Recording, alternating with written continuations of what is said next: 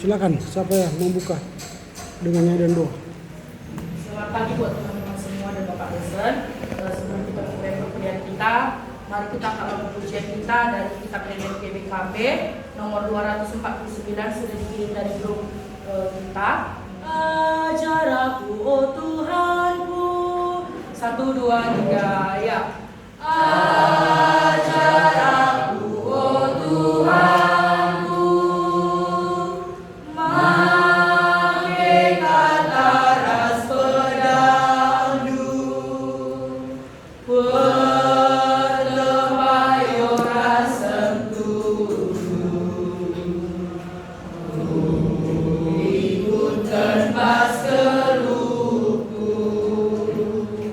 Singgung berani bata. Dan mekerembat kena. Berdakang kasihnya. Em jadi Kita bersatu di dalam doa. Terima kasih Tuhan karena Tuhan masih menyertai kami hingga saat ini tanpa kurang bisa dilakukan. Tuhan Yesus, sebentar lagi kami akan memulai perkuliahan kami. Mari Tuhan berkati kami satu persatu.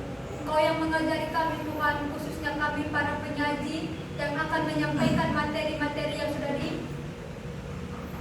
sudah kami kerjakan Tuhan. Mari Tuhan membantu kami, turunkan Roh Kudus kepada kami supaya materi ini bisa kami sampaikan dan bisa kami pakai dalam kehidupan kami Tuhan. Tidak ada kepintaran di dalam diri kami Tuhan, tetapi ketika kami percaya Tuhan, Engkau akan membantu kami Tuhan.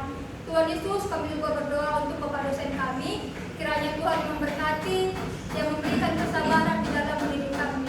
Aktivitas kami selanjutnya Tuhan, kami serahkan hanya kepada-Mu saja. Di dalam nama anak-Mu kami berdoa dan mengucap syukur. Amin. Oke, baik.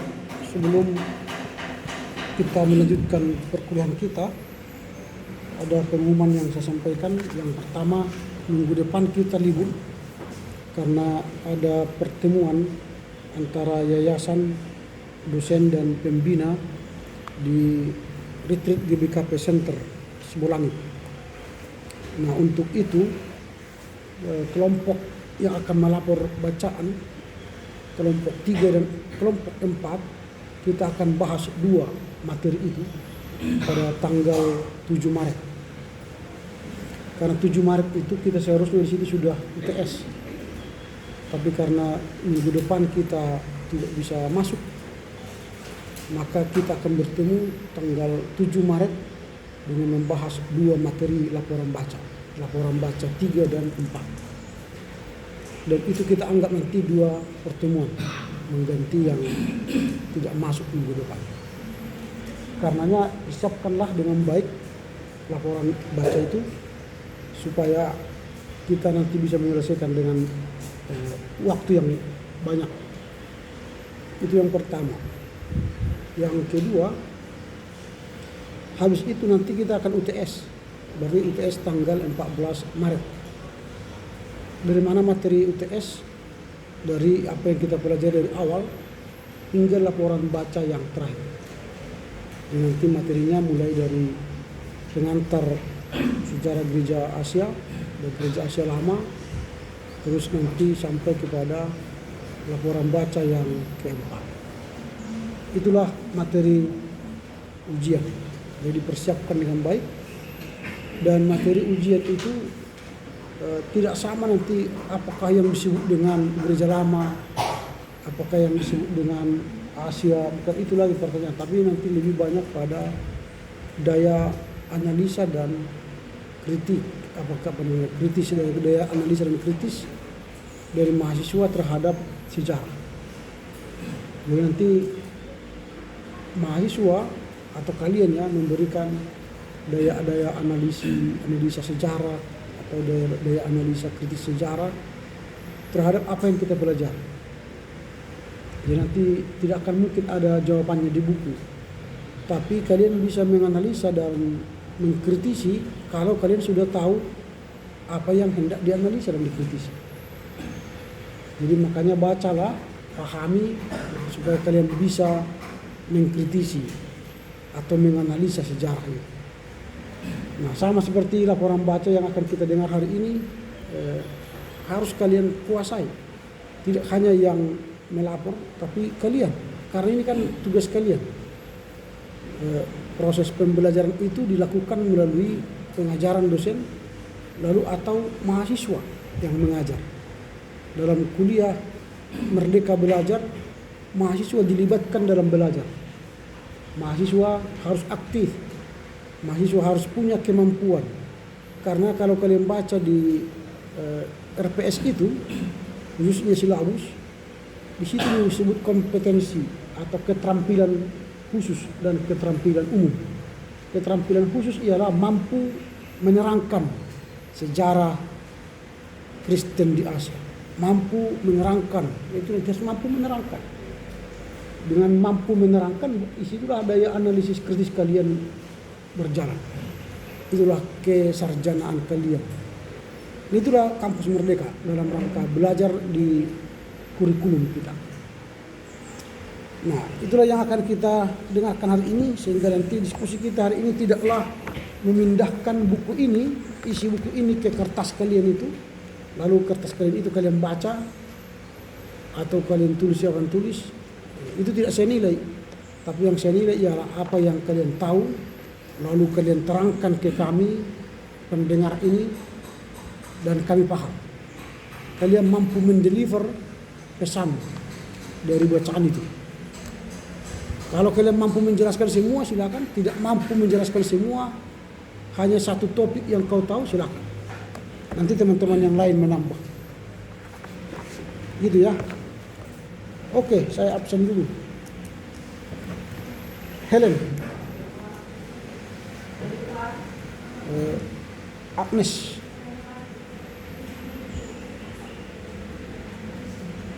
Amelia. Pertemuan waktu itu Amelia tidak hadir waktu pertama menyusun silabus. Iya Pak, masih banyak waktu. Okay. Amos.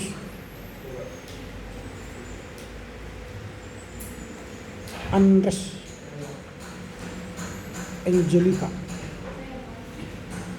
Asia. Christian. Dani.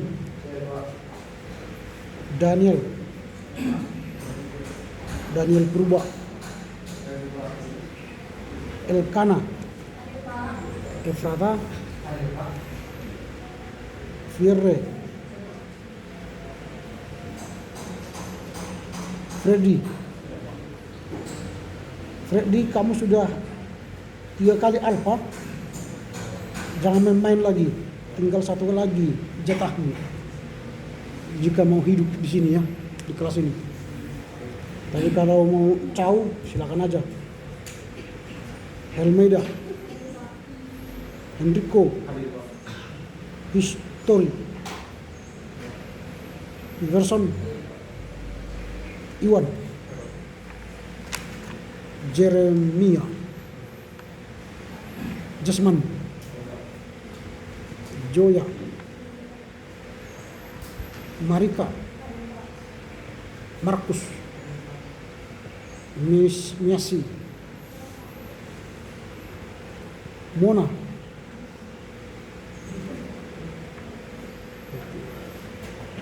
Nova, Pera, Putri, Reja, Rico, Ridwin, Rini, Surya, Swani, Sahril, Theo, Tri. Oke, silakan ditandatangani absennya.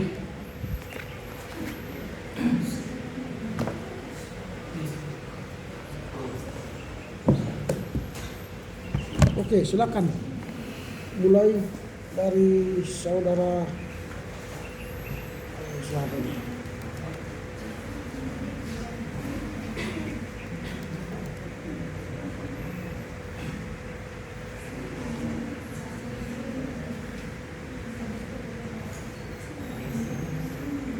Riko, silakan Riko. Selamat pagi buat teman-teman semua. Saya di sini akan menyampaikan hasil laporan baca yang saya pahami dari yang saya kerjakan. Jadi teman-teman di sini ada dua pokok pembahasan, apa yang menjadi latar belakang dan tujuan dari perang salib. Kemudian yang kedua, keruntuhan gereja Asia pada abad ke-13 dan ke-14. Pada abad ke-14 dan ke-15. Nah, teman-teman sekalian, yang menjadi latar belakang perang salib ini ada yang menjadi unsur utama dalam proses perang salib ini, yaitu tentang hal kesalehan. Di mana tentang hal kesalehan inilah yang menjadi unsur-unsur penting dalam perang salib itu terjadi. Nah, dari hal kesalehan ini maka ditimbulkan konsep perang salib, di mana konsep perang salib itu adanya tentang pengampunan denda dosa, di mana pengampunan denda dosa itu tentang yang berziarah ke Yerusalem.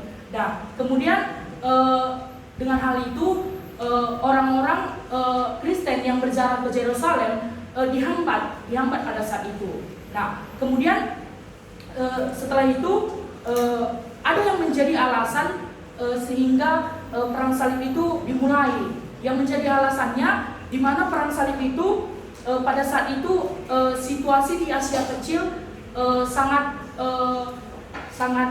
menurun. Kenapa dikatakan sangat menurun? Karena pada saat itu di mana ditaklukkan tentara Turk Seljuk, yang di mana orang-orang yang orang-orang ziarah ke Yerusalem tersebut. Nah, sehingga pada saat itu ada kaisar di Bizantium dan Paus Gregor VII, di mana mereka bersama untuk menyerukan agar hal tersebut dilakukan pembebasan terhadap Yerusalem tersebut.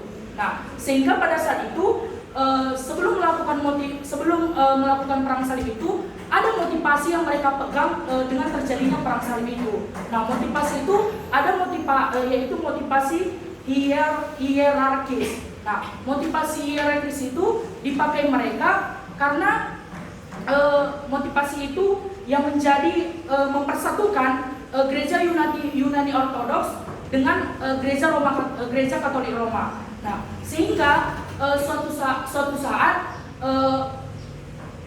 Paus ada menyampaikan berpidato. Paus Urbanus II menyampaikan pidato kepada Kristen yang di Eropa, supaya siapa yang bisa ikut serta atau berpartisipasi dalam perang salib ini dengan untuk membela Yerusalem tersebut. Nah, sehingga pada saat itu ada seorang uskup dia berkata kepada Paus tersebut dan kepada banyak orang, dia mengatakan, aku mau ikut serta dalam perang salib ini. Nah, sehingga pada saat dia mengatakan aku mau ikut serta, maka puluhan orang-orang juga ikut serta kepada uskup tersebut. Nah, inilah yang menjadi yang terutama dalam latar belakang perang salib ini, sehingga pada saat itu uskup itu menawarkan diri untuk ikut berpartisipasi, maka mulailah terjadi perang salib itu. Nah, di mana kita tahu teman-teman bahwasanya perang salib itu ada berbagai tahap perang salib yang dilakukan. Nah, di mana tahap pertama perang salib itu kita lihat bahwasanya di perang salib ini ada kekalahan atau kekerasan yang dilakukan pada perang salib pertama. Nah, kemudian di perang salib kedua yang terjadi, di mana terjadinya suatu reaksi atau penaklukan terhadap kerajaan NDC oleh tentara Turki pada tahun 1144. Nah, kemudian di perang salib ketiga yang terjadi pada saat itu, di mana adanya sebuah berita atau peristiwa tentang penaklukan Yerusalem pada saat itu, di mana penaklukan Yerusalem ini dikuasai oleh Raja Sultan Saladin yang dari Mesir. Nah, kemudian pada saat itu dengan perang salib yang pertama dan ketiga dan keempat ini, yang pertama, kedua dan ketiga, maka adanya gereja yang timbul, yaitu gereja di Suria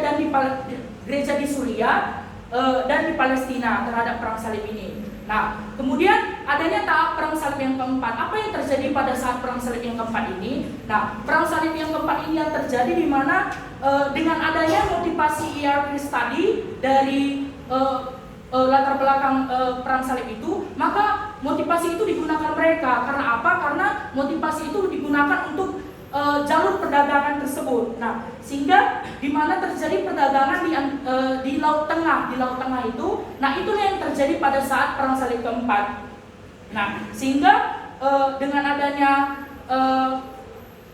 adanya hal tersebut, maka ada gereja Latin yang berakhir keberadaannya di Yunani pada di Asia Kecil tersebut. Nah, kemudian kita sampai kepada tahap terakhir, yaitu perang salib terakhir. Nah, di mana perang salib terakhir ini yang kita ketahui bahwasanya banyak sekali kegagalan yang didapatkan pada perang salib kelima ini. Nah, di mana salah satu contohnya kegagalan itu di mana ada kekaisaran tentara perang salib itu kalah terhadap pengaruh Latin. Gereja Melki. Kemudian pada saat itulah berakhirlah perang salib itu. Kemudian Yerusalem juga berakhir pada saat itu. Kemudian kita masuk ke topik kedua kita, yaitu mengenai tentang keruntuhan gereja di Asia pada abad ke-14 dan ke-15. Nah, yang pertama keruntuhan itu terhadap gereja Asia Kecil. Nah, di gereja Asia Kecil ini yang terjadi terhadap keruntuhan gereja itu, di mana pada saat itu, pada abad ke-14 itu terjadinya imigrasi orang Kristen, imigrasi orang-orang Turki Seljuk ke Yerusalem, ke Asia Kecil. Terjadi imigrasi. Nah, sehingga pada saat itu orang Kristen juga banyak ikut pindah terhadap hal tersebut. Mereka juga ikut pindah. Sehingga gara-gara imigrasi hal tersebutlah, maka terjadi keruntuhan terhadap gereja Asia tersebut. Nah, yang kedua, terjadi keruntuhan gereja di Asia Tengah dan di Asia Timur. Nah, yang terjadi keruntuhan di gereja Asia dan Asia Timur ini karena berbagai bidang. Nah, terutamanya ada di bidang politik. Nah, di bidang politik ini yang terjadi yaitu di mana sudah banyak yang mengikuti pemimpin Mongol. Gitu. Pemimpin Mongol ini adalah pemimpin di mana pada saat itu dia adalah pengikutnya yang beragama Islam. Nah, itulah yang pertama dari segi politiknya. Kemudian dari segi politik yang selanjutnya terjadi kemerosotan karena adanya lalu lintas ke Asia Tengah. Terjadi lalu lintas ke Asia Tengah. Nah, inilah faktor yang menyebabkan sehingga runtuhnya gereja Asia Tengah tersebut. Nah, kemudian yang terakhir dari bidang rohani, di mana kemerosotan atau jatuhnya atau runtuhnya gereja Nestoria di Asia Timur tersebut. Nah, kemudian terjadi keruntuhan gereja di kekristenan di India. Apa yang terjadi keruntuhan kekristenan di India ini? Di mana pada saat itu pada saat abad ke-13 orang Kristen ditemukan di India, di mana itu adalah menjadi minoritas kecil mereka, kecuali di India Selatan. Nah, yang menyebabkan itu di mana orang Kristen, di mana sisa-sisa orang Kristen yang berada di India tadi lenyap seketika, karena di mana kekristenan India Selatan itu mungkin itu adalah menjadi proses pertambahan hilangnya sifatnya kekristenan di berbagai tempat di India. Nah, sehingga keruntuhan gereja di India tersebut ada pengaruh lingkungan yang terbatas, sehingga pengaruh itu di mana gereja-gereja memulai hak istimewanya, sehingga gereja-gereja tidak mau lagi mengambil atau mengikut serta atau tidak lagi mau membawa berita Kristen itu keluar kalangan sendiri. Nah, itulah yang terjadi keruntuhan kekristenan di India. Nah, yang terakhir yaitu tentang keruntuhan keruntuhan gereja George di Asia ada menurut data statistiknya. Nah, di sini jelas teman-teman bahwasannya keruntuhan gereja di Asia ini yang terjadi pada abad ke-14 dan ke-15 ini, di mana terjadi keruntuhan yang sangat minim, yang sangat menurun, sehingga mempunyai data statistik yang luar biasa pada saat keruntuhan ini. Nah, di mana mulai dari tahun 300 sampai 1500 terjadi presentasi orang Kristen di antara penduduk Asia sangat menurun, di mana dari 5,0%, kemudian terakhir jatuhnya keruntuhan presentasi orang Kristen menurun itu yaitu 1,2%. Mungkin ini yang bisa saya sampaikan dari paparan laporan baca saya. Terima kasih. Oke, Reja. Baik, selamat pagi Bapak dosen dan teman-teman. Di sini saya akan menjelaskan hasil laporan baca saya terkait dengan latar belakang dan tujuan terjadinya perang salib dan keruntuhan gereja di Asia. Terkait dengan perang salib, terjadinya perang salib ini menimbulkan akibat-akibat fatal. Yang dimana akibat fatal yang dimaksud, yang pertama yaitu terjadi perpecahan antara Arab dan Eropa. Yang kedua, terjadi kecurigaan antara kekristenan yang berada di Timur Tengah terhadap kekristenan yang ada di Eropa. Yang ketiga, kegagalan perang salib ini menimbulkan kekecewaan. Yang dimana kekecewaan ini menimbulkan perpecahan baik antara gereja-gereja maupun kekristenan. Yang keempat, motivasi perang salib ini bersifat agama dan rohani. Yang kelima, yang dimana orang-orang Kristen yang berada di Timur Tengah pada saat itu orang-orang yang berada di Timur Tengah pada saat itu dipersulit oleh pemerintah karena mereka dianggap mendukung tentara-tentara perang salib pada saat itu. Yang akibat yang keenam, yang dimana perang salib ini telah meninggalkan doktrin-doktrin Alkitabiah, yang dimana perang salib ini dijadikan sebagai sarana untuk memperjualbelikan surat pembebasan yang kita kenal dengan surat indulgensia. Dan akibat fatal yang ketujuh yaitu reaksi perang salib ini bukan lagi menjadi reaksi yang bersifat rohani, namun melainkan telah menjadi reaksi yang bersifat kedagingan. Kita masuk kepada latar belakang terjadinya perang salib.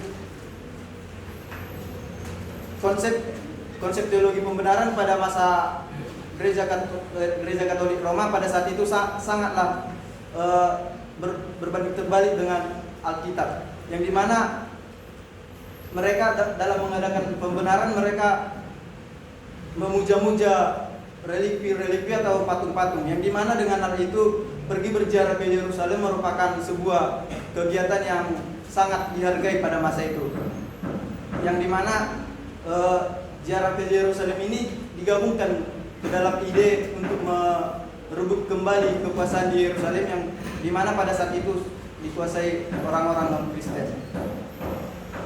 Pada tahun 1071 tentara Bizantium dikalahkan oleh tentara Turk Seljuk, yang dimana dengan dikalahkannya tentara Bizantium ini, 1 tahun kemudian yaitu pada tahun 1072 dilakukanlah imigrasi besar-besaran Turki yang beragama Islam ke Bizantium ini, yang dimana tentu Kaisar Bizantium meminta pertolongan kepada Paus Gregor VII untuk menolong mereka. Dengan mendengar cerita minta tolong tersebut, Paus Gregor VII pun menggabungkan ide untuk menolong dengan membebaskan Yerusalem yang dimana telah dikuasai oleh orang-orang non-Kristen. Dan kita masuk kepada motivasi hierarkisnya, yang menjadi motivasi hierarkis terjadinya perang salib ini yakni adanya tujuan untuk mempersatukan Gereja Katolik Roma, Gereja Kekaisaran Romawi Timur Barat yaitu Gereja Katolik Roma dengan Gereja Kekaisaran Romawi Timur yaitu Yunani Ortodoks, yang akan dipersatukan di bawah pimpinan Paus Katolik Roma, yang dimana pada saat itu dengan kata lainnya Gereja Katolik Roma ini ingin menaklukkan Gereja Yunani Ortodoks pada saat itu. Selain latar belakang tersebut, ada juga faktor yang menjadi pemanas perang salib ini terjadinya, yaitu pada tahun 1095 Paus Urbanus dalam pidatonya menyebutkan hendaklah orang-orang Eropa, orang-orang Kristen yang di Eropa membantu orang-orang Kristen yang berada di Timur Tengah yang terlibat pada perang salib. Mendengar hal itu, ribuan orang yang mendengar pidato tersebut sangat terpancing untuk menolongnya. Bahkan ada seorang uskup yang langsung berdiri mengatakan bahwa dia sangat bersedia untuk menolong orang-orang Kristen di Timur Tengah pada saat itu. Dan bahkan dia langsung mengambil salib berwarna merah dan langsung menjepitkannya di jubahnya.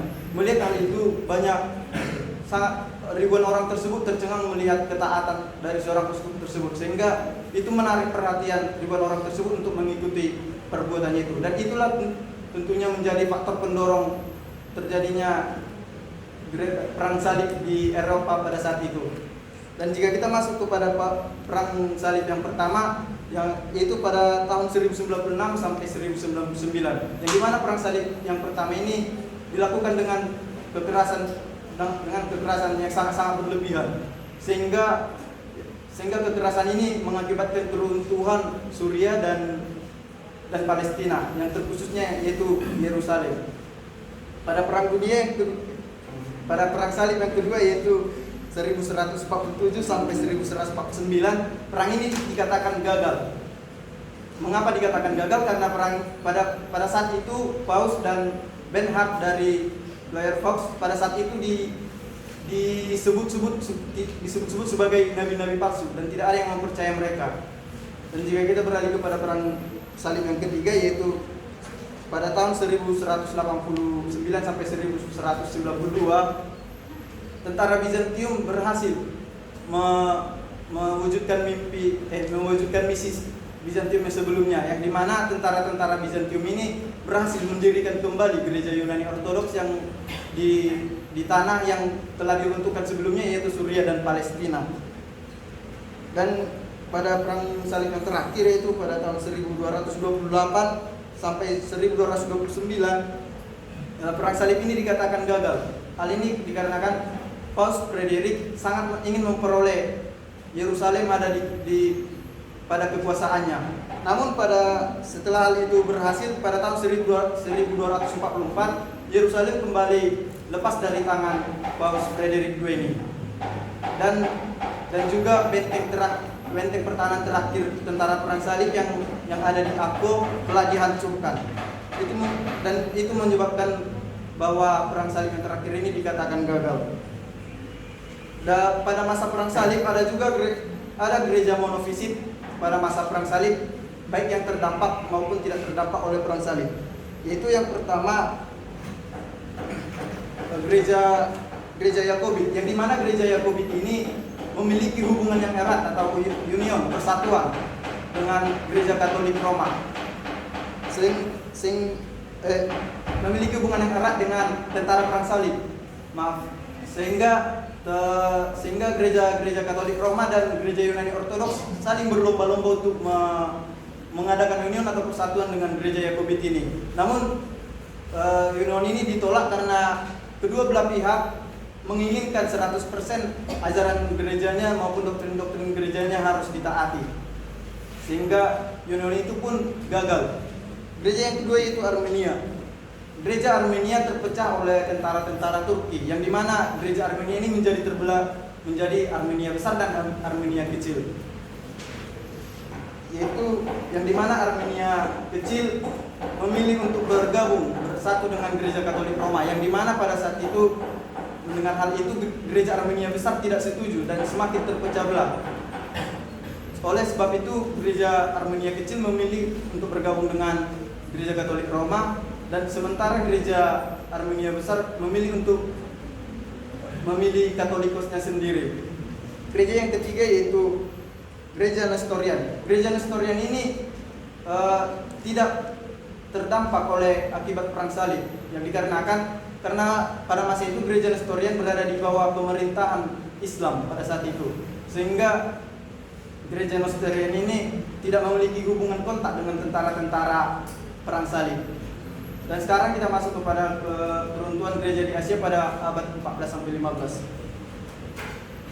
Keruntuhan gereja di Asia kecil, yaitu di mana sejak kekalahan Bizantium oleh tentara Turk Seljuk ini, itu menjadi titik titik lemah runtuhnya kekristenan di Asia, yang dimana setelah kekalahan tentara Bizantium ini, Turki melakukan imigrasi besar-besaran yang beragama Islam ke Bizantium ini, yang dimana semakin banyak orang berpindah-pindah agama, yang misalnya dari Kristen menjadi Islam, dan banyak juga orang-orang Kristen yang ada di sana teraniaya, yang dimana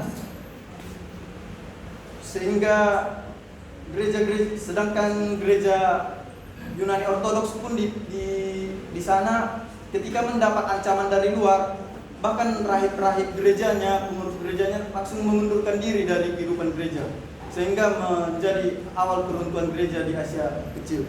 Dan jika masuk ke Asia Tengah dan Asia Timur, sejak fase pertama pemerintahan Mongol di Asia Timur, ternyata sudah banyak pemerintah Mongol ini yang menganut agama Islam. Sejak terjadinya pergantian pemerintahan di Tiongkok, maka kekristenan di sana pun makin dipersulit, tidak didukung pemerintah, bahkan terjadi penganiayaan. Dan jika pergi ke gereja Nestorian yang ada di bagian timur, maka gereja tersebut pada tahun 1500 sudah menjadi gereja lokal saja, dan pada tahun 1500 itu perlahan-lahan mereka sampai hilang total, tidak ada lagi ditemukan di Asia Timur pada saat itu. Dan jika kita beralih ke India, kekristenan di India pun juga diruntuhkan pada saat itu, terkecuali India yang ada di bagian selatan, yang dimana sejak berdirinya Mamluk di Delhi pada tahun 1206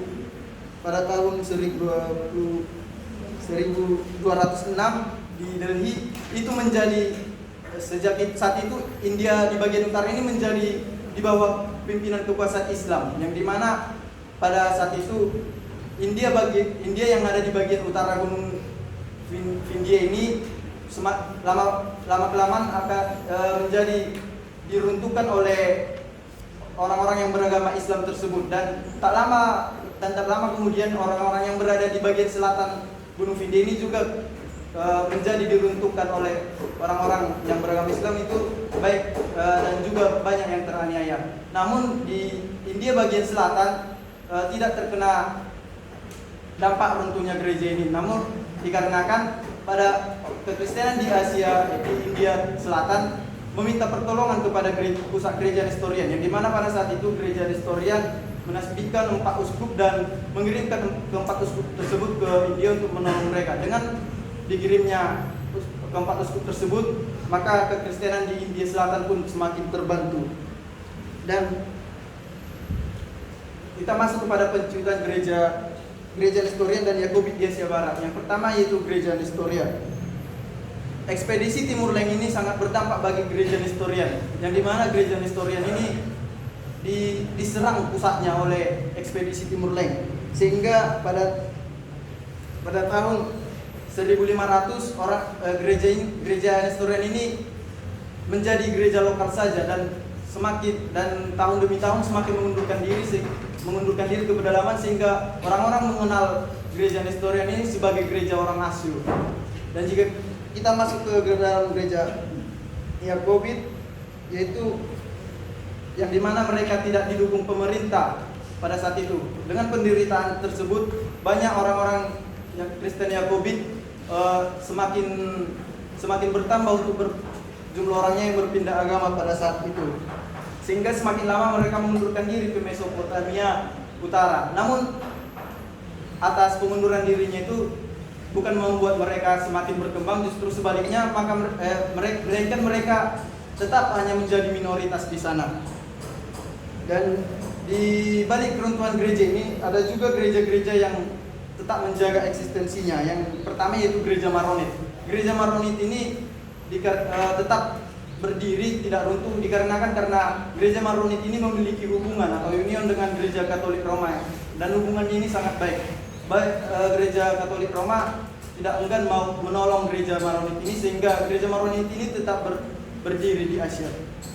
Dan kemudian gereja Armenia, yang dimana gereja Armenia ini setelah terpecah belah, yaitu Armenia Besar dan Armenia Kecil. Armenia Kecil ini ditaklukkan oleh Mamluk. Dan namun Mamluk ini justru mendirikan kembali Patriark Armenia yang ada di Yerusalem. Dan Patriark Armenia ini menjadi bahan untuk perluasan gereja Armenia, sehingga gereja Armenia ini kembali lagi menjadi gereja mayoritas pada saat itu. Dan yang ketiga itu gereja Georgia, yang dimana gereja Georgia ini juga sangat merasakan penderitaan akibat ekspedisi Timur Leng pada saat itu, yang dimana selama 20 tahun mereka dimusnahkan oleh ekspedisi Timur Leng. Namun karena pengisi gereja Georgia ini adalah orang Georgia itu sendiri, mereka mempunyai kesatuan yang sangat kuat, sehingga oleh karena ini dengan demikian gereja Georgia ini tidak dapat diruntuhkan pada saat itu. Dan jika kita masuk kepada keruntuhan gereja menurut data statistik pada abad 14-15, pada akhir abad ke-15 hanya tersisa 4 denominasi gereja yang ada di Asia, yaitu gereja Nestorian, gereja Yakobit, gereja Yunani Ortodoks, dan Armenia. Jika kita lihat pada kekristenan pada saat itu, pada tahun 1350, kekristenan di Asia itu seperempat dari seluruh jumlah orang Kristen yang ada di bumi ini, seperempatnya masih tinggal di Asia. Namun setelah sekian lama, bahkan sehingga pada tahun 1500, abad ke-15, akhir abad ke-15, kekristenan di Asia ini hanya mencakup angka 4% saja. Dan jika kita lihat kepada orang-orang Kristen pada tahun 500 masih cukup terbilang banyak, yaitu mencapai angka 16%. Namun pada tahun 1200 turun menjadi 8,4%. Dan pada tahun 1350 mengalami kenaikan, yang dimana orang Kristen semakin bertambah mencapai angka 10%. Namun pada akhir abad ke-15, itu pada tahun 1500, orang-orang Kristen di Asia justru sangat drastis menurun, yang dimana orang-orang Kristen di Asia hanya tersisa 1,2% saja. Orang-orang Kristen di Asia yang dulunya sangat berpengaruh di Asia sekarang menjadi tidak ada apa-apanya. Jadi dari hal itu dapat kita simpulkan bahwa orang-orang Kristen di Asia ini sekarang hanya menjadi minoritas. Sekian dari saya. Oke, terima kasih Bu Putri Angelina. Dari gereja di Asia pada zaman Perang Salib, latar belakang dan tujuan Perang Salib itu terhadap kekristenan Eropa, kesalehan yang menjadi unsur yang paling penting dalam gereja pada saat itu.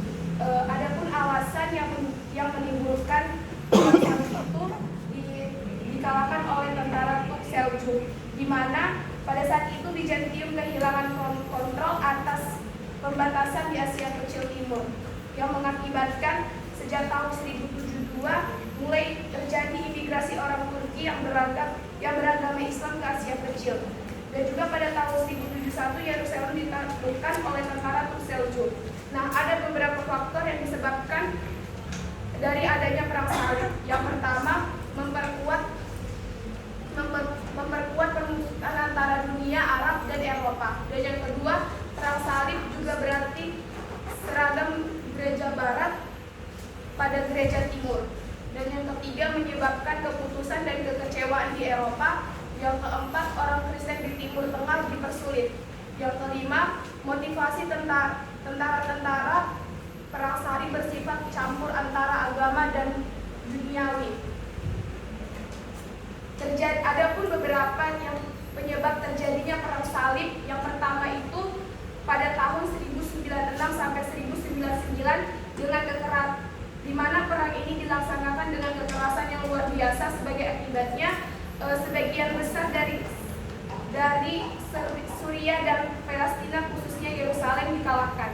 Nah, perang salib yang kedua itu pada tahun 1147 sampai 1149, di mana reaksi atas penaklukan kerajaan Edes oleh tentara Turki pada tahun 1144. Perang salib yang ketiga itu atas berita tentang penaklukan Yerusalem. Perang salib yang keempat tidak menuju ke Yerusalem, tetapi ke Konstantinopel untuk mengalahkan gereja Yunani Ortodoks demi gereja Roma Katolik dan juga untuk menggantikan kekuasaan Bizantium. Perang salib yang terakhir juga mengalami kegagalan. Pada kesempatan perang salib yang ke-6 pada tahun 1228 sampai 1229, pada tahun 1244 Yerusalem terlepas untuk seterusnya, dan pada tahun 1291 benteng berakhir tentara perang salib. Adapun tujuan utama perang salib yaitu untuk merebut Yerusalem dan tanah suci dari tangan umat Islam. Masuk lagi keruntuhan gereja di Asia pada abad ke-14 dan ke-15. Pada abad ke-14 dan ke-15 tidak lepas dari pengaruh peristiwa di bidang politik. Keruntuhan gereja di Asia Kecil, kekalahan tentara Bizantium pada tahun 1071 menjadi titik berangkat imigrasi orang Turki Seljuk yang beragama Islam di Asia Kecil. Keruntuhan gereja di Asia Tengah dan Asia Timur itu ada 3 sebab di bidang politik. Mengapa gereja di Asia Tengah dan Asia Timur dihancurkan pada abad ke-14 dan ke-15? Karena kekalahan tentara Bizantium di Mesir pada tahun 1071, di mana menjadi titik keberangkatan imigrasi orang Turki yang beragama Islam ke Asia. Masuk lagi ke peruntukan gereja di Asia menurut data statistik. Kalau dilihat dalam statistik gereja, Asia memiliki peranan yang penting dalam kekristenan sampai tahun 1350. Kemudian pada tahun 500 sampai 800 hampir separuh dari seluruh kekristenan ditemukan di Asia. Sampai tahun 1000 presentasi kekristenan di Asia menurun, tapi masih sepertiga orang Kristen hidup di Asia. Dari presentasi. Oke. Lanjut kepada Vera. Baiklah, di sini saya akan melaporkan hasil laporan dari saya, yaitu mengenai latar belakang perang salib dan keruntuhan gereja Asia pada abad ke-14 sampai ke-15. Yang dimana yang pertama itu latar belakang munculnya ide perang salib. Nah, kita tahu bahwa dalam unsur kesalehan gereja Roma Katolik itu menggunakan konsep pembenaran dan perbuatan-perbuatan baik. Dan gereja Roma Katolik juga menggabungkan konsep pemujaan relikwi dan konsep denda dosa itu, dan menggabungkan konsep pemujaan relikwi dan denda dosa. Nah, dalam konsep denda dosa itu dilakukan upacara pemujaan relikwi, yang dimana dalam melakukan upacara pemujaan relikwi tersebut yaitu hanya dapat ditemukan di tanah suci, yaitu di Yerusalem. Nah, melalui unsur tersebut itu merupakan salah satu pendorong dari timbulnya gerakan perang salib. Dalam mengembangkannya itu dengan melakukan ziarah ke Yerusalem, dan di situ muncullah ide untuk menaklukkan Yerusalem. Lalu yang kedua itu alasan dimulainya perang salib.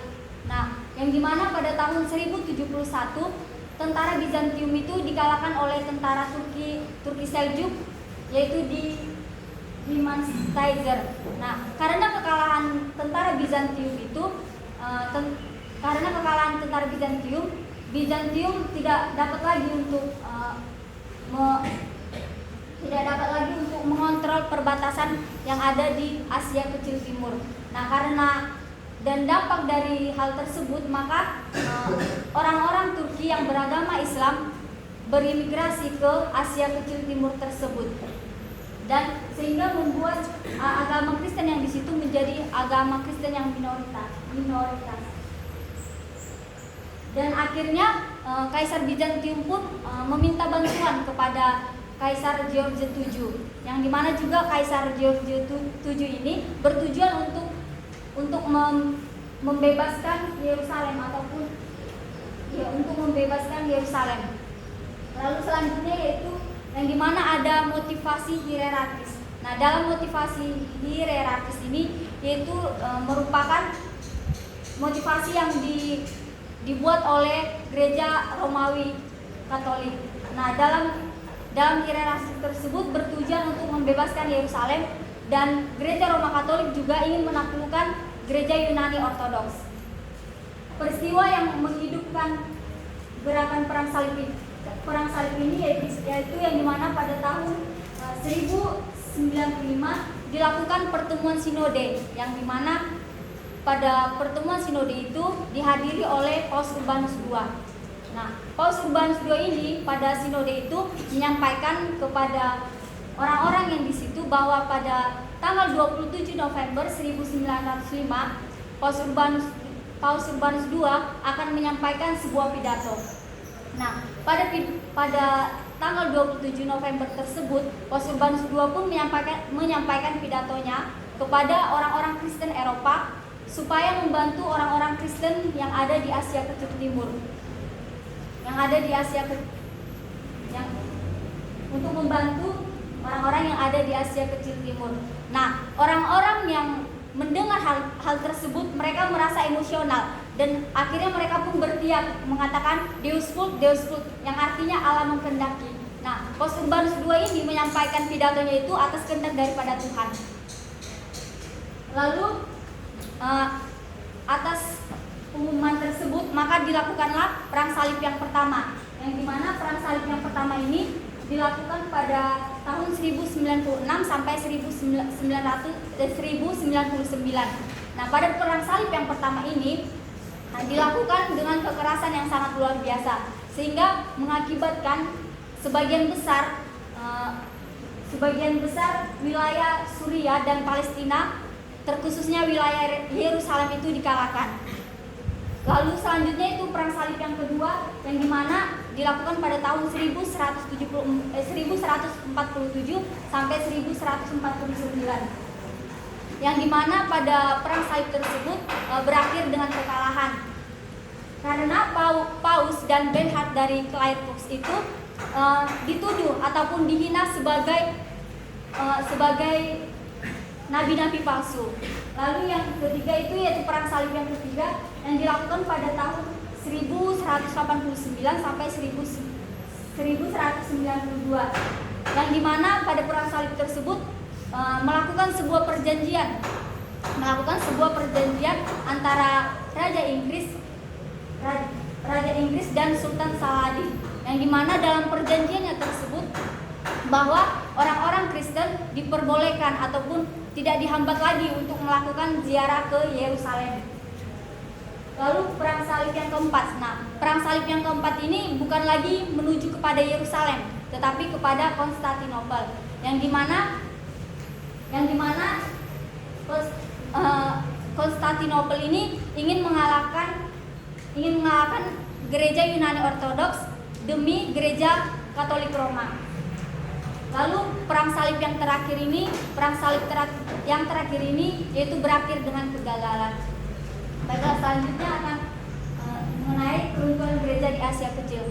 Nah, kita tahu bahwa tadi tentara Bizantium itu dikalahkan oleh tentara Turki Seljuk. Nah, karena hal tersebut kan Bizantium kehilangan kontrol terhadap perbatasannya, sehingga mengakibatkan banyak orang Turki yang beragama Islam berimigrasi ke Asia Kecil Timur tersebut, sehingga orang-orang Kristen di sana yang beragama Kristen menjadi agama yang minoritas. Keadaan tersebut menyulitkan Patriark Konstantinopel, yang dimana Patriark Konstantinopel ini ingin melanjutkan ataupun meneruskan dalam pendirian organisasi gereja di Asia Kecil pada abad ke-14. Lalu selanjutnya itu keruntuhan gereja di Asia Tengah dan di Asia Timur. Ada 3 penyebab politik yang menimbulkan keruntuhan terhadap gereja Asia Tengah dan gereja Asia Timur ini. Yang pertama yaitu banyaknya pemimpin Mongol yang menganut agama Islam. Nah, karena hal tersebut kekristenan tidak lagi berhubungan dengan pemerintahan ataupun pemerintahan memutuskan hubungan dengan kekristenan. Dan juga pada masa itu kekristenan banyak yang dianiaya, Yang kedua yaitu yang dimana gereja Nestorian di Tiongkok kebanyakan itu yaitu orang asing, sehingga orang asing tersebut membawa pengaruh terhadap orang-orang yang ada di sana. Yaitu pengaruhnya mereka dibawa pengaruh oleh agama Islam. Yang selanjutnya itu yang faktor ketiga yaitu pada abad ke-14 gereja Nestorian ini mengalami kemerosotan di dalam yang dimana penyebabnya itu sulitnya lalu lintas ke Asia Tengah. Karena kesulitan tersebut mempersulit pemeliharaan provinsi gereja Nestoria yang terdapat di Mesopotamia. Lalu selanjutnya itu kemerosotan kekristenan di India. Orang-orang Kristen yang ditemukan di India itu yaitu orang-orang Kristen yang minoritas agamanya kecil, terkecuali India Selatan. Dan sejak berdirinya Sultan Turkimanuk di Delhi pada tahun 1206, maka India itu dipengaruhi oleh agama Islam, yang terutama yaitu India Utara. Lalu selanjutnya itu keruntuhan gereja di Asia menurut data statistik. Presentasi orang-orang Kristen Asia yaitu menurun secara drastis, yang dimana pada tahun 1350 sampai 1500, yang dimana juga peranan kekristenan itu dipengaruhi oleh agama-agama yang lain, sehingga agama Kristen itu menjadi agama Kristen yang minoritas kecil. Oke, lanjut dengan Nova.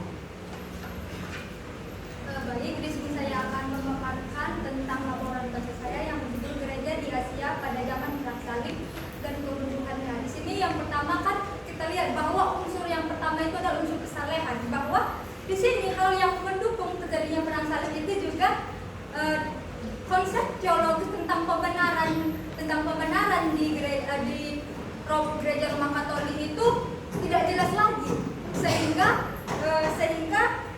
inilah yang menyebabkan terjadinya Perang Salib. Terus dalam proses mengembangkan Perang Salib ini, konsep memperoleh pengampunan denda dosa, yaitu yang berziarah ke Yerusalem. Tetapi di dalam muncul juga ide-ide itu seperti supaya bisa menaklukkan Yerusalem yang dikuasai oleh pemerintahan yang non-Kristen, yaitu dengan memakai senjata. Terus alasan bagi dimulainya Perang Salib ini juga bahwa situasi orang Kristen pada saat itu di Palestina ataupun dan di Asia Kecil itu sudah semakin sulit, yang terjadi pada abad ke-11. Terus pada tahun 1017 itu tentara Bizantium itu dikalahkan, sehingga situlah tentara-tentara Bizantium itu sudah kehilangan kontrol atas perbatasannya. Itulah yang menjadi awal terjadinya imigrasi orang Turki yang beragama Islam ke Asia Kecil. Terus masuk kita kepada motivasi di hierarkis ini pun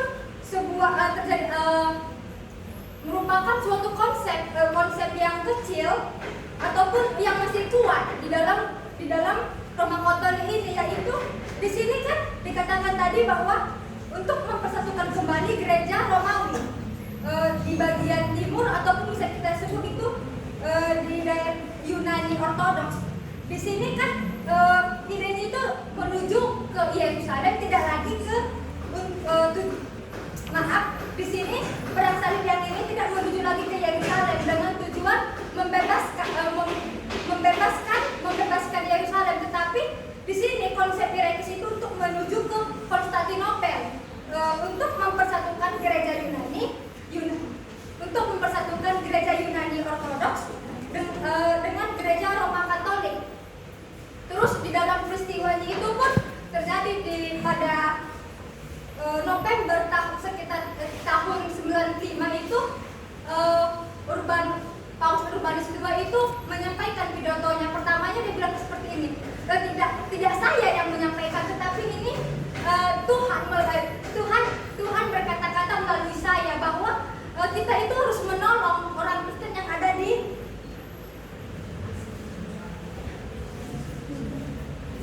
di Asia Kecil seperti itu.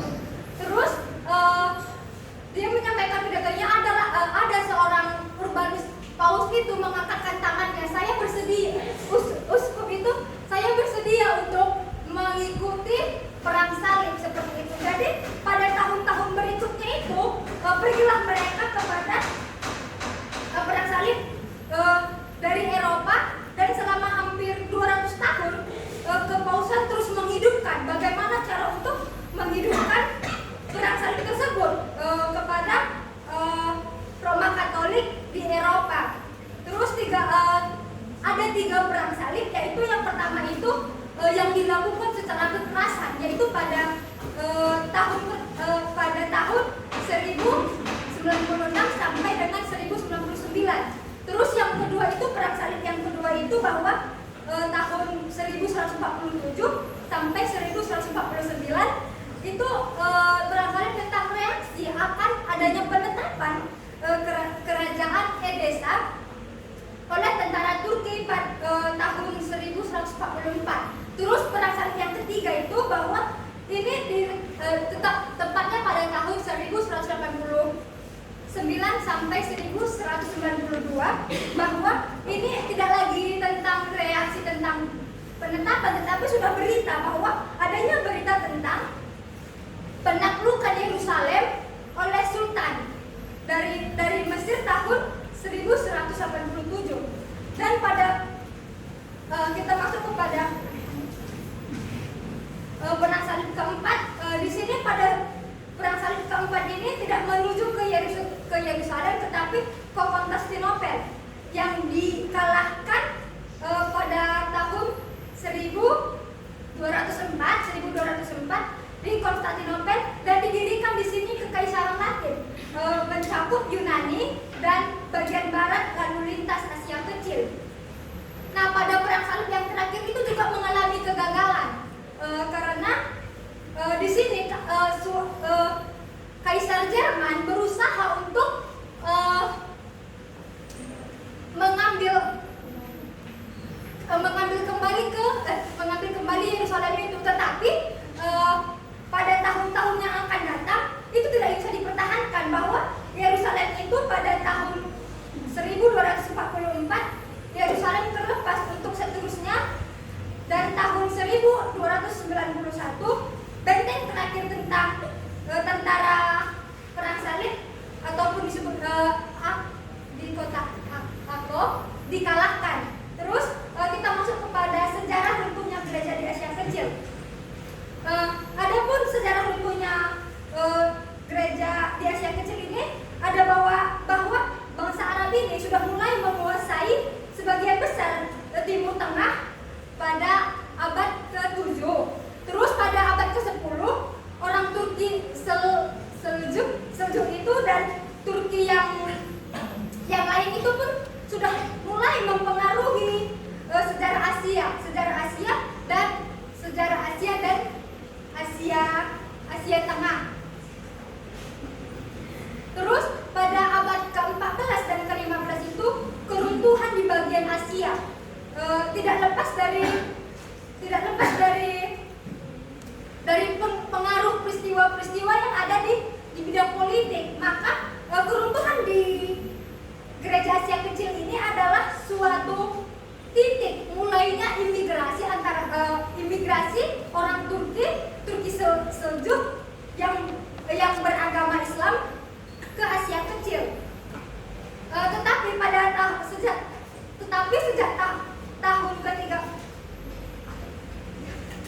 Tetapi sejak abad ke-13 itu presentasi di Asia Kecil itu sudah mulai menurun karena itu penyebabnya itu bahwa imigrasi orang Turki Seljuk beragama Islam dan orang Kristen yang tidak agama.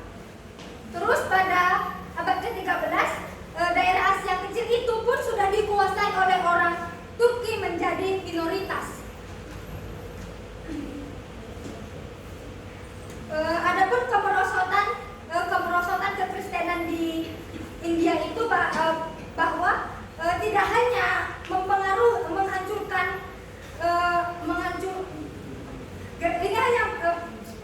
pada masa sejarah gereja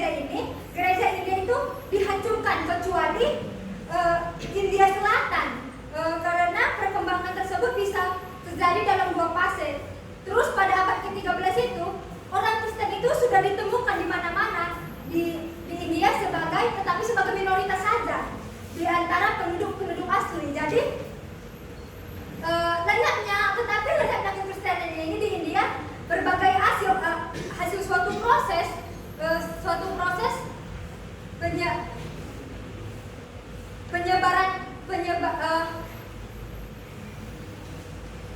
penyerapan kekristenan dipengaruhi oleh agama-agama lain.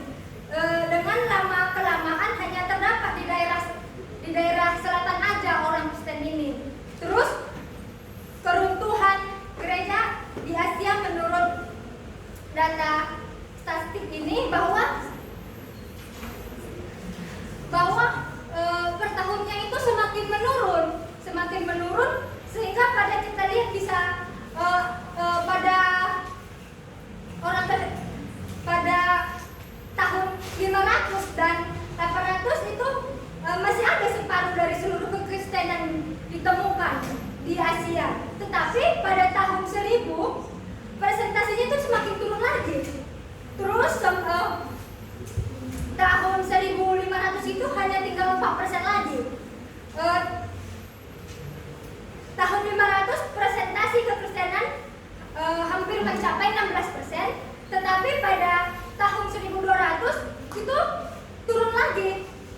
Ada sekitar hanya 8,4% aja orang Kristen itu. Terus pada tahun 1350 persentase naik lagi, tetapi hanya sedikit menjadi 10%. Terus pepecahan ataupun penurunan kekristenan ini bahwa di dalam gereja Asia ini dalam tahun 1350 dan 1500 presentasinya turun lebih 1,2%.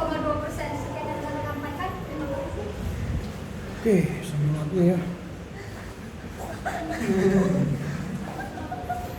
Oke, sekarang Mona.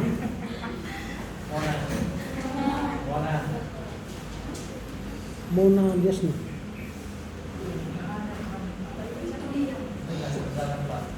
Nah, mana dia? Kenapa? Hah?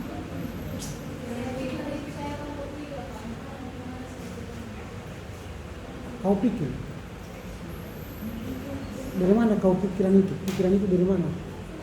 Dasarnya dari mana?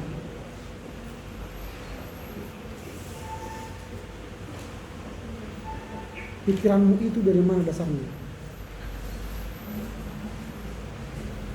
Hah?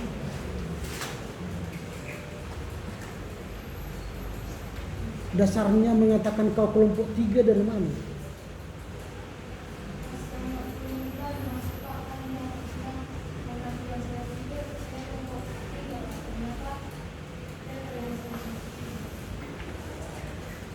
Dari mana kau pikirkan? Kan dikirim ini ke kau. Kau kirim ini masih ada dalam apa? Dalam WA ini atau dalam apa? Di mana lah kau simpan ini? Ada sama kau? Kenapa berproses?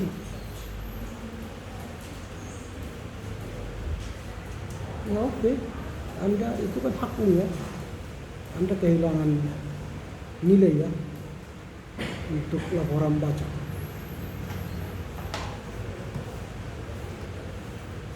Messi ini juga kenapa kau buat 25? Nomor absenmu nomor berapa? Dari mana kau cari dapat 25? Ini dari sini 25 Markus Yesril Saragi.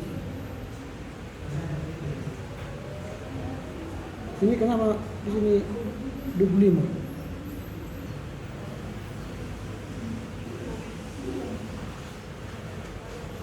Dari mana kamu?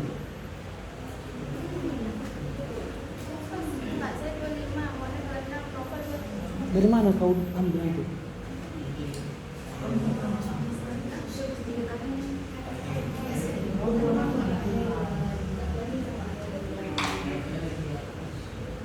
Ini kan ada absen kita ini kan? Ini ada absen kita.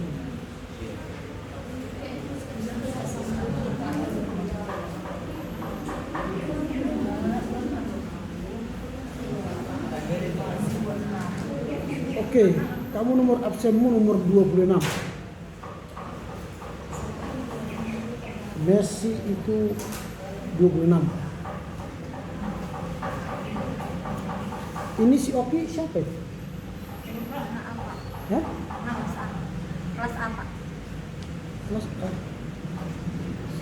Kenapa masuk dia laporan baca?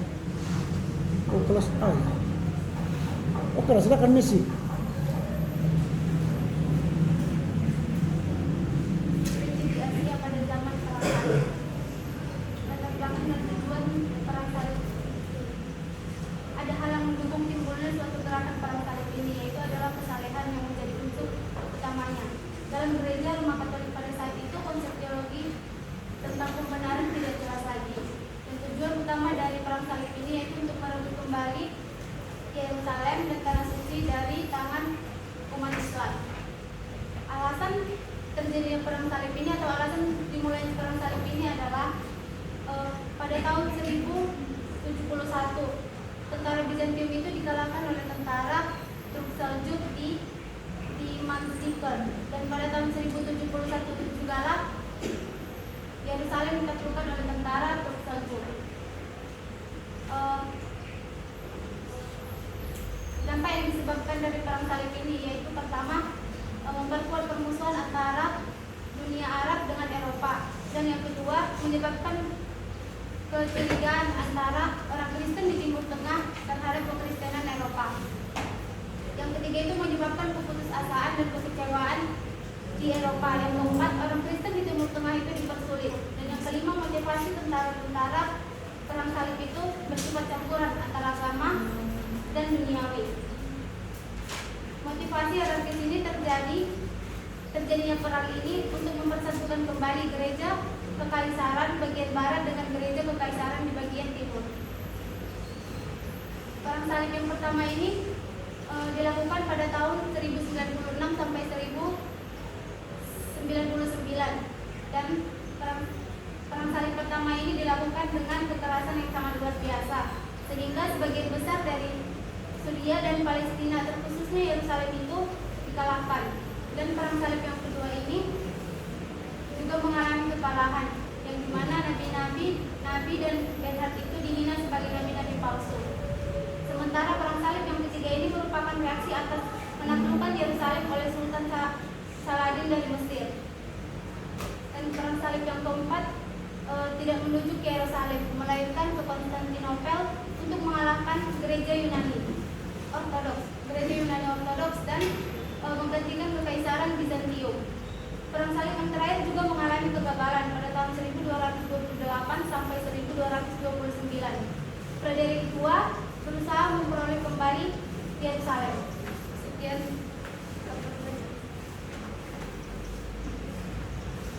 Oke. Baik, saudara, ada perkembangan ya dalam rangka menyampaikan laporan bacanya. Tetapi yang nanti dalam rangka UTS ya, di UTS nanti ini semua materi ini seharusnya harus dikuasai oleh saudara supaya bisa memberikan analisa kritis terhadap sejarah, karena sejarah ini tidak harus dimengerti, dipahami dan dihafal. Jadi kalau tidak kita pahami, tidak kita mengerti, maka susah kita menjelaskan. Karena ini cerita. Sama seperti kalau kalian disuruh mendongeng kepada anak-anak, tapi kalian tidak baca dongeng itu, tidak kalian kuasai, nanti kalian ditertawai anak-anak itu. Karena kalian tidak bisa menyusun alur cerita dengan baik. Jadi menyusun alur cerita dengan baik itu bagian dari sejarah. Nah, jadi seorang sejarawan harus pandai menulis, pandai menyusun kata dengan runut. Kalau dia tidak menulis dengan runut, dengan analisa yang baik dan tepat, maka tidak terjadi transformasi. Jadi pesan itu tidak sampai kepada orang. Nah, kalau kita membaca bukunya Klaus Wetzel ini, dan memang dan tulisan-tulisan orang lain nanti tentang perang salib, ada anggapan orang perang salib itu ialah perang antara Islam dan Kristen. Pada awalnya gitu. Padahal kalau kita mendalami, banyak sebenarnya perang itu bukan murni hanya Islam Kristen, tapi sebenarnya ini kan hubungan antara gereja Katolik Roma dengan gereja Ortodoks Yunani yang ada di Syria. Kita sudah belajar kemarin bagaimana gereja Ortodoks Syria dengan gereja Katolik Roma, mereka berseberangan terus. Akibat perpecahan, akibat perseteruan, maka mulailah mereka sadar bahwa Asia akhirnya kosong ke orang Kristen, kosong. Bahkan Yerusalem sendiri, ibu kota Israel, dikuasai oleh Islam. Ini yang menjadi persoalan. Akibat perpecahan antara kelompok gereja Katolik Roma dengan gereja Ortodoks Timur, maka dari gereja Edessa dulu pindah ke Nasibia. Ya, jadi pindah ke sana. Lalu gereja Nestorian pun akhirnya dicap bidat kala itu. Mulailah hilang kekristenan. Kalau kalian lihat halaman 142 itu,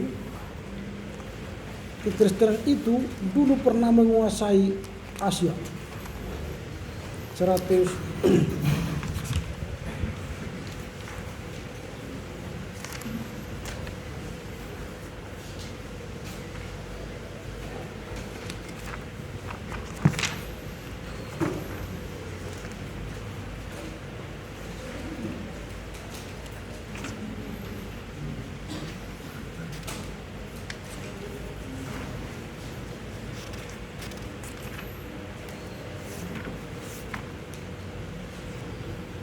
halaman 124 maksudnya 124.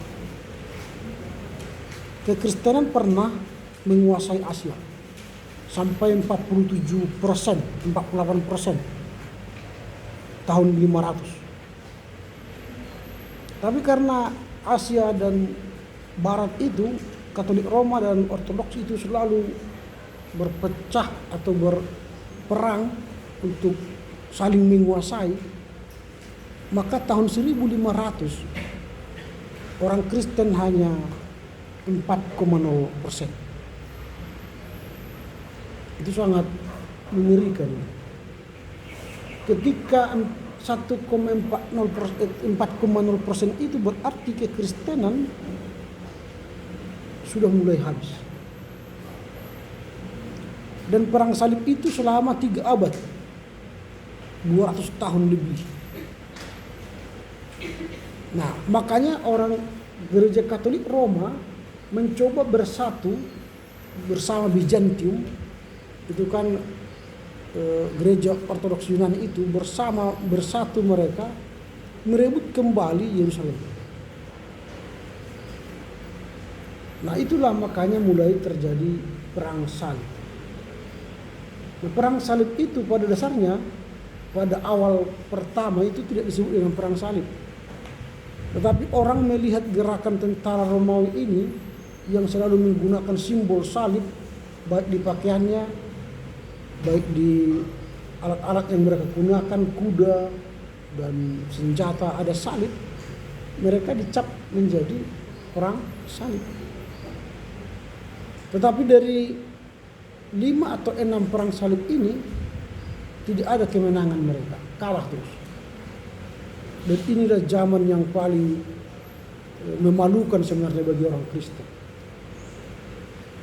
Dan Urbanus II, Paus Urbanus II dicap sebagai uskup yang sesat, nabi palsu.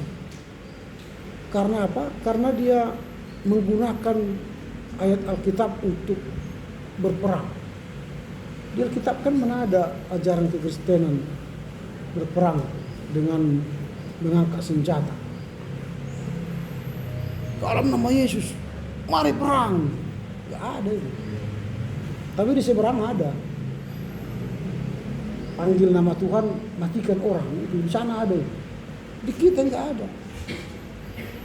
Tapi Urbanus pakai itu. Nah, itulah yang membuat dia menjadi palsu atau sesat. Dan gara-gara dialah mengobarkan perang salib itu. Lalu ada tadi banyak yang menjadi pemicu dari perang salib itu, karena memang gereja sudah lebih duniawi ya, telah menjual surat penebusan dosa. Karena gereja butuh uang waktu kala itu untuk membangun Basilea, kerajaan tempat paus sekarang, Basilea itu yang megah itu. Jadi mereka tidak punya uang lagi untuk membangun, ya dikomersilkanlah penghapusan dosa itu. Jadi orang yang punya uang bisa menebus dosa dengan uang. Hampir sama dengan tradisi saudara-saudara kita pergi ke tanah suci untuk menebus dosa kan. Kalau dia sembah yang di Masjid Al-Aqsa yang di Yerusalem setara dengan 1000 kali sembah yang di masjid lain. Kalau dia di Masjid Nabawi itu yang di Medina itu, di Mekah itu setara dengan 3000 kali sembah yang di masjid lain. 3000 kali berapa tahun? 1 tahun 365 kan?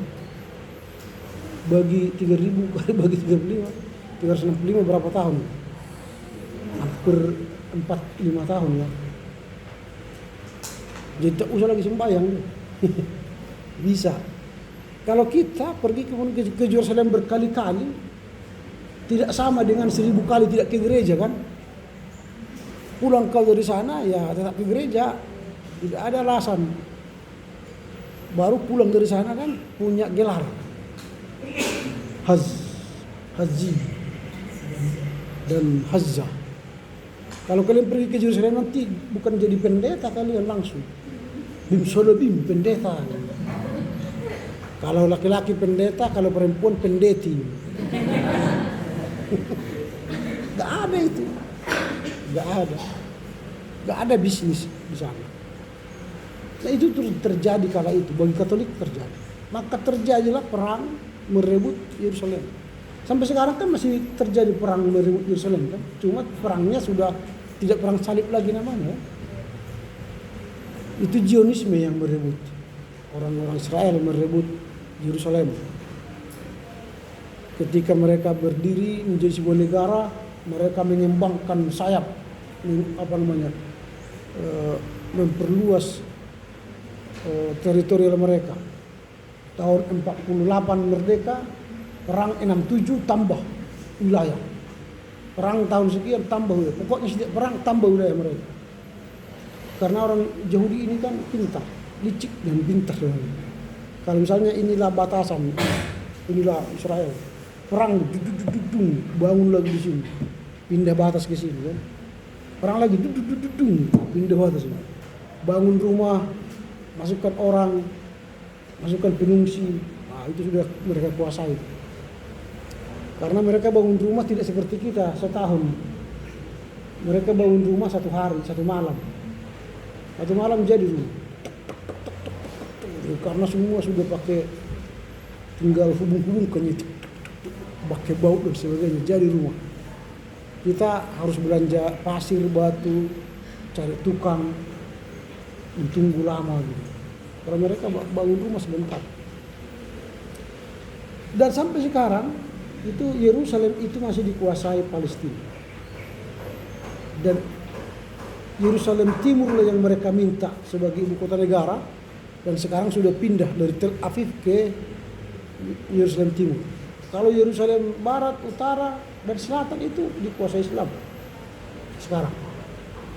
Jadi kalau pergi ke Yerusalem itu harus minta izin ke Palestina. Ada pintu gerbang, tapi itu dikuasai Palestina secara negara, tapi tentaranya Israel. Jadi orang Palestina yang ada di Yerusalem itu dikurung itu. Orang itu nggak bisa keluar ke daerah Israel, tapi orang Israel bisa masuk ke sana. Sama itu dengan Jericho, Bethlehem, Yerusalem. Nah, itu daerah-daerah Palestina yang dikuasai secara tentara oleh Israel. Jadi kalau mereka belanja nggak boleh keluar dari pagar itu. Kalau keluar tembak. Nah, itu. Tapi itu namanya B. Daerah A itu tentara dan sipil dikuasai Israel. B itu sipil pemerintahan dikuasai Palestina, tentara Israel. C. Tentara dan pemerintahan dikuasai Palestina. Itu misalnya tipe C, Jalur Gaza, Ramallah, itu tipe C. Tapi kalau tipe A itu Israel semua. Tapi kalau tipe B itu Palestina dikuasai oleh Israel. Nah sampai sekarang peperangan itu belum berakhir. Tapi para ahli banyak sekali mencatat soal perang ini. Perang salib ini menurut si Wetzel berapa kali perang salib? Berapa? 6. Tapi dia tidak catat yang kelima kan? Karena memang ada simpang siur soal 1, 2, 3, 4, 5, 6. Dan ada orang ahli mengatakan ada sampai 12. Karena banyak perang, namanya pun 200 tahun. Ada perang anak. Orang anak-anak datang ke Yerusalem. Perang anak. Itu tidak diakui sebagai perang salib. Ada lagi banyak perang menguasai satu daerah supaya jadi Kristen. Perang mereka disebut perang salib. Padahal sebenarnya itu bukan perang salib. Mereka melawan kafir misalnya, kalau definisi kafir kala itu. Mereka serbu beberapa daerah. Itu juga dikategorikan perang salib. Tapi itu akhirnya tidak dikategorikan sebagai perang salib. Banyak sekali itu perang-perang yang dianggap orang perang salib, padahal sebenarnya itu bukan perang salib. Nah kalau kalian mau baca buku perang salib itu nanti lengkap, kalian bisa mengetahui sebenarnya perang salib itu apa. Yang kalah itu ya kekristenan. Akibat pil pahitnya itu ke orang Kristen. Semua daerah Kristen di Asia tidak ada lagi kita kuasai. Habis dikuasai oleh Islam. Dan kejayaan Islam pun terjadi di situ. Abad-abad ke-15 itu kejayaan Islam. Mulailah orang-orang Islam menguasai ilmu pengetahuan. Keluarlah aljabar,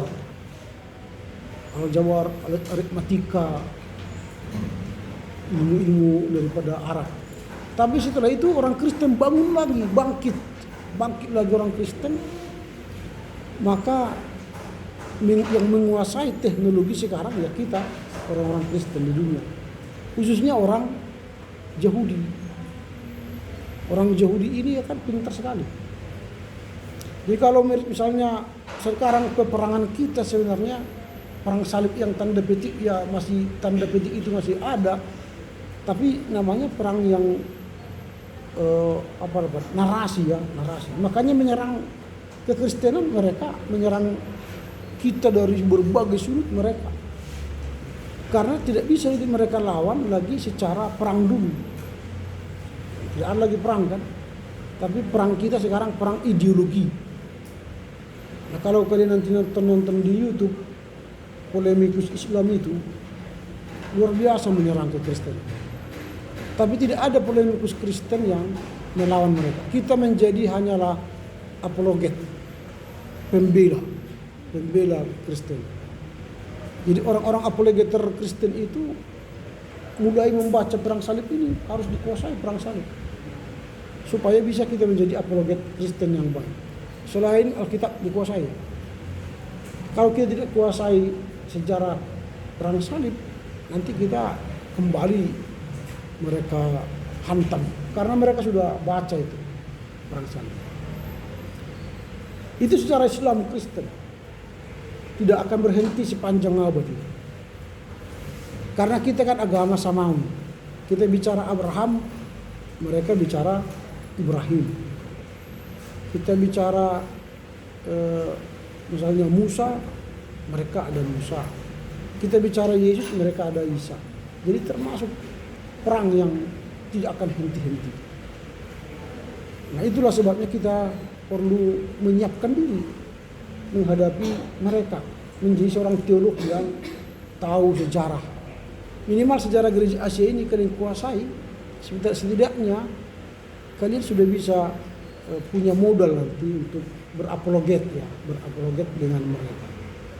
Tapi kalau kita tidak kuasai, nanti kita akan kalah dalam diskusi dengan mereka. Nah itulah perang salib. Jadi perang salib itu kalau kalian lihat nanti gambar-gambar itu pasti ada salib di sininya, salib di macam-macam di mana-mana salib. Kemudian yang membuat kita kalah dalam perang salib ini, kekalahan itu bukan artinya kita menjadi tunduk dengan Islam, tidak. Tetapi kekalahan kita ialah pada perang salib itu kekristenan tidak ada melakukan misi karena sibuk berperang. Selama 2 abad tidak ada lagi misi. Sementara Islam mengembangkan agamanya dengan ekspansi perang kan. Muhammad itu mengembangkan Islamnya dengan perang. Kita tidak pernah mengembangkan kekristenan dengan perang. Kalau kita pakai itu, Indonesia sebenarnya sudah bisa jadi Kristen semua. 350 tahun kita dijajah oleh Belanda. Tapi mereka tidak mau mengkristenkan Indonesia. Karena yang mereka mau cari kembangkan bukan agama, tapi mencari rempah-rempah di Indonesia. Nah inilah yang kita lihat perang itu ya. Jadi jangan kalian anggap perang itu sudah usai, belum. Secara politik sudah usai, tapi secara ideologis perang itu belum selesai sampai sekarang. Jadi kita masih berperang secara ideologis terhadap polemikus Islam. Kalau orang-orang Islam yang khatam sebenarnya tidak mau berdebat dengan kita, karena kita sumbernya kan sama, agamawi, samawi ya. Kalau kita misalnya berdebat contoh, mereka katakanlah Abraham itu orang Arab. Dari mana bukti Abraham itu orang Arab? Di mana di sejarah? Abraham itu orang Arab. Abraham itu kan jelas Yahudi. Lalu mereka tulislah berbahasa Arab, misalnya si Abraham dalam cerita mereka. Kapan si Abraham berbahasa Arab? Dari mana dasarnya? Kalian buatlah misalnya cerita pada abad ke-7 misalnya di Jawa. Cerita. Tapi kalian tulis dalam bahasa Batak Toba. Berbicaralah Gatot Koco kepada siapa misalnya pasti apa itu. Lalu dia berbahasa Batak. Horas madihamu katanya. Kan enggak masuk akal itu. Pada abad ke-7 ya enggak ada bahasa Batak di Jawa kan. Ya bahasa Jawa lah. Bahasa pengantarnya. Ini perdebatan. Kalau misalnya mereka katakan Ibrahim itu orang Arab, berbahasa Arab, dari mana dasarnya? Tapi supaya benar, mereka katakan itu seperti itu. Dan kita tidak pernah persoalkan itu. Tak bahasa apapun itu di sana, tapi orang ngerti. Ya jangan berdebat di situ. Nah ini jadi termasuk Yerusalem ini kan sejak zamannya Daud itu sudah ibu kota negara Israel. Sejak zamannya Daud. Tapi sekarang kan mereka tidak kasih. Bukan berarti orang Yahudi tidak mau menghancurkan sebenarnya itu. Tapi mereka nggak mau. Ya, karena apa? Karena ya masih ada kasih gitu. Tapi mereka selalu melihat kita dari sudut pandang negatif. Kalau Yahudi, Kristen selalu melihat orang-orang lain itu dari sudut pandang kasar. Nah itu, jadi belajarlah perang salib ini untuk jangan lagi berlanjut ya. Karena sampai sekarang pun perang salib ini di rumah pun terjadi perang salib kan. Suami istri berperang. Kalian pun perang salib juga, antar kelas perang. Antar satu kamar pun perang. Mendapatkan fasilitas yang sama gitu ya. Perang itu, perang salib. Cuma kalian tidak buat simbol salib aja. Kalau kalian buat simbol salib, ya kan perang salib juga. Karena setiap harinya kita perang.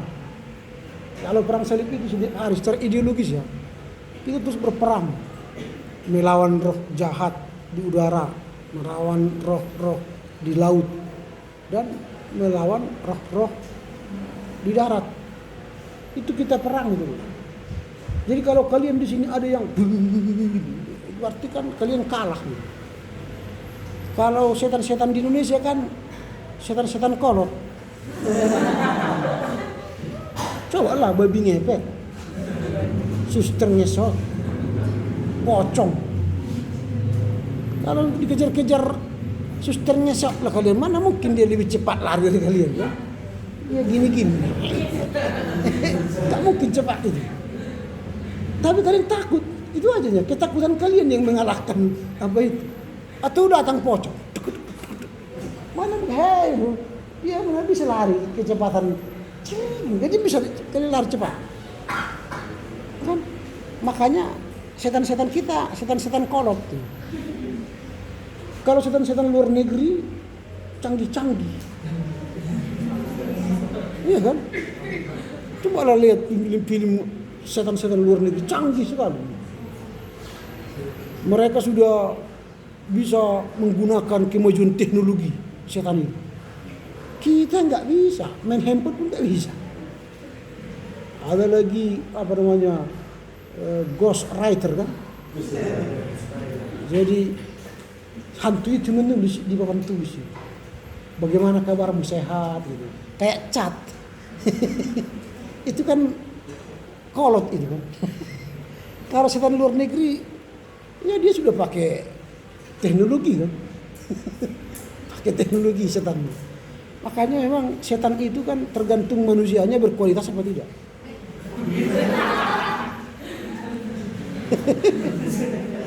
Kalau manusianya berkualitas, setannya pun berkualitas.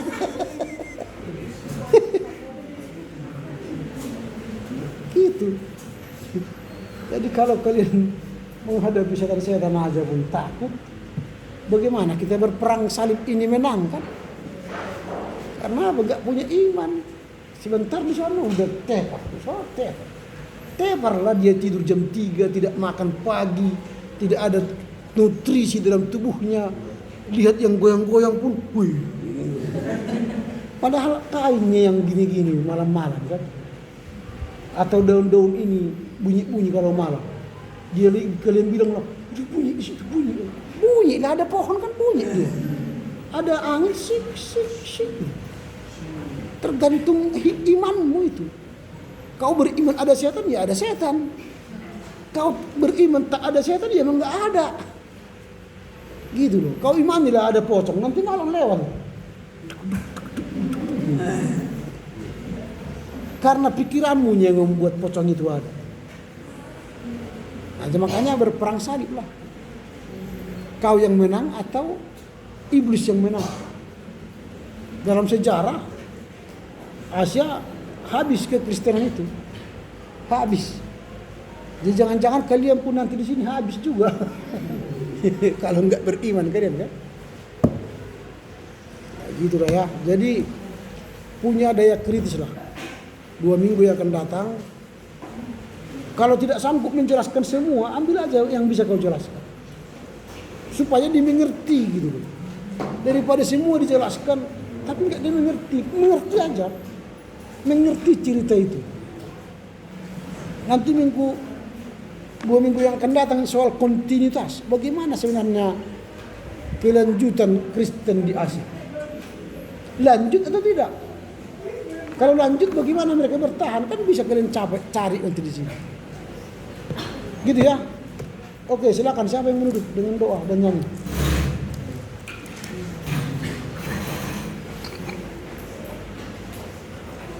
Sebelum menutup perkuliahan kita, mari kita menyanyi dari buku ini nomor 681 sudah dikirim di grup saudara gereja kita.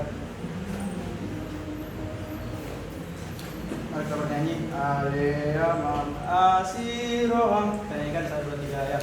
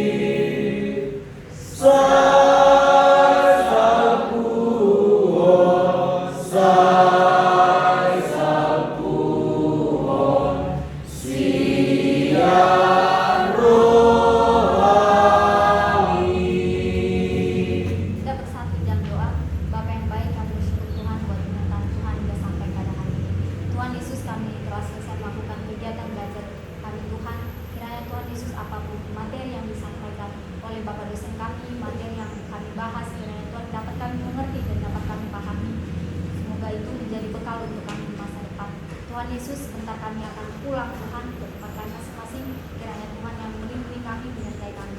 Tuhan Yesus, aktivitas kami selanjutnya kami serahkan ke dalam tangan-Mu. Dalam nama Yesus yang hidup, kami berdoa dan mengucap syukur. Amin. Amin. Oke.